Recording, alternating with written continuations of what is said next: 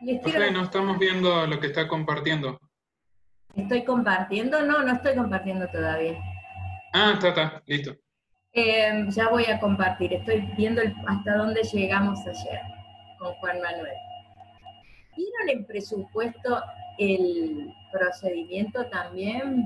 Cuando vimos déficit fiscal, era que nos quedamos en esta parte de la Constitución. Estado y gobierno. Habíamos cortado en la parte de la Constitución, profe, porque dijo de que era demasiado, se extendía demasiado y entre otras cosas. Sí, ahí quedamos. Ahora voy a compartir.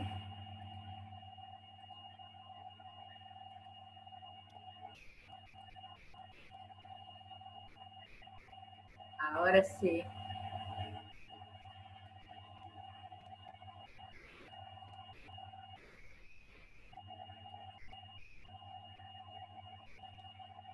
Bien.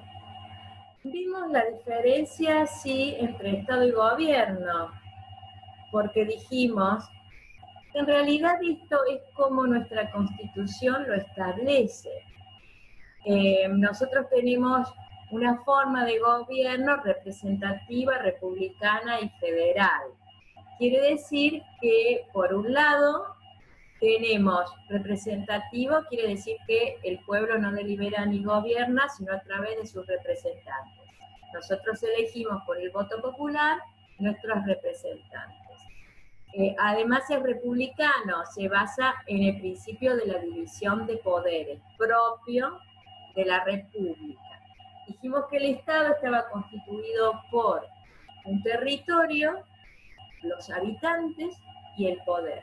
El principio republicano de la división del poder justamente surge este concepto de la república después de la Revolución Francesa. En ese momento la monarquía llegó a ser absoluta, es decir, el monarca tenía los tres poderes. Dictaba la ley, la ejecutaba y también juzgaba. Entonces, lo que acá se trajo con el advenimiento de la República es la división de poderes que en realidad son funciones. La función legislativa, la función ejecutiva y la función judicial o jurisdicción. Entonces nosotros tenemos un gobierno, como además somos federales, un gobierno nacional, un gobierno provincial y los gobiernos locales. ¿Por qué decimos esto? Porque además nuestra Constitución dice, además de la Constitución Nacional, tenemos constituciones provinciales, y nosotros decimos que las provincias son anteriores a la nación, porque en realidad la nación se forma cuando ya existían las provincias por un acuerdo de las provincias, a través del cual se le cede a la nación, por ejemplo, la representación en el exterior. Por ejemplo, facultades que nos interesan desde la economía, como la emisión de moneda. Por ejemplo, algunos servicios como las comunicaciones son nacionales, lo dice la Constitución. Y luego tenemos otras cuestiones que son netamente provinciales, como los recursos naturales son provinciales. Y también tenemos un sistema tributario que sigue estas particularidades, que ya lo vamos a ver, de manera que tenemos los tres órdenes.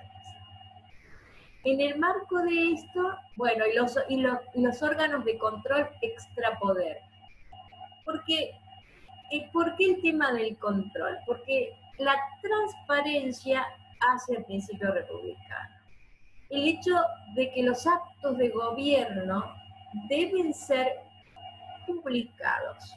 Es decir, la sociedad tiene que saber qué es lo que se hace, en síntesis, con el dinero que ingresa, en dónde se invierte. Eso se trata.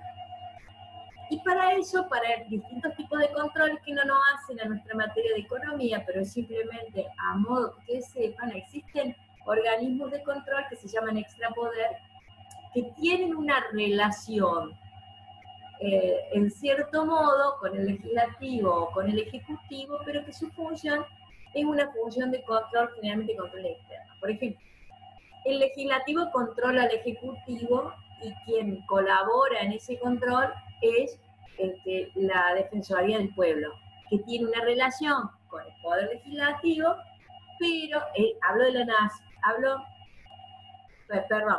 la Auditoría General de la Nación, también está la Defensoría del Pueblo, a nivel nacional. A nivel provincial también la Defensoría del Pueblo tiene una relación con el Poder Legislativo, de hecho se designa a través del Poder Legislativo el defensor, y el defensor tiene un cierto control sobre el Ejecutivo en materia de servicios públicos, de cuestiones ambientales, de algunos derechos en particular. Otros órganos autárquicos, bueno, la Auditoría General de la Nación, que realiza el control externo de todo lo que es administración, ingresos y egresos. La Auditoría General de la Nación realiza el control de la cuenta de inversión, que vimos la importancia que tiene la cuenta de inversión. Y otros que dependen, por ejemplo, que tienen una relación con el Poder Ejecutivo son, por ejemplo, los entes reguladores de servicios públicos. El caso del Tribunal de Cuentas es provincial, y el Tribunal de Cuentas en la provincia también lleva a cabo un control de tipo externo, al estilo parecido al que realiza la Auditoría General de la Nación, después de la reforma del 94 de la Constitución. Esto es simplemente para que sepan que existe. Y algunos otros mecanismos de participación, como dice esta filmina, en lo que hace las audiencias públicas, consejos consultivos, iniciativas populares legislativas. Cada vez más la participación de la sociedad es importante en las decisiones que tome el gobierno, en las decisiones de los actos de gobierno, porque hacen a su publicidad. Entonces es importante estos digamos, institutos que permiten que de alguna manera la sociedad participe al momento de la toma de decisión, no después que se decidió, sino al momento de la toma de decisión. Bueno, esta es la forma de gobierno. Esto sí nos importa desde el punto de vista de la economía, la conformación del Tesoro Nacional. El Tesoro Nacional es digamos, el dinero con el que cuenta, simplifiquémoslo, la nación. Vamos a ver la nación como ejemplo, porque después tenemos que ver la provincia, pero esto no es una clase de derecho, sino de economía. La conformación del Tesoro Nacional está conformado por derechos de importación y exportación, son impuestos al sector externo, aranceles y retenciones. Venta o locación de tierras nacionales, dijimos que el Estado puede ser también titular, como un privado, de una tierra determinada, entonces puede venderla. Puede comprar o puede vender. Si vende, vienen ingresos al Tesoro Nacional. La renta de correos, que actualmente se entiende como comunicaciones, es decir, por eso las licencias en materia de comunicaciones las otorga el Estado Nacional y recibe por esas licencias las rentas que le corresponden. Entonces, estas rentas por comunicaciones en general conforman el Tesoro Nacional. Todo tipo de contribuciones o tributos, digamos, impuestos que establezca el Congreso Nacional. Y empréstitos o créditos que pueda tomar la nación. Bueno, esto sí me interesa que sepan, porque hace a la división de funciones y hace a nuestro sistema tributario.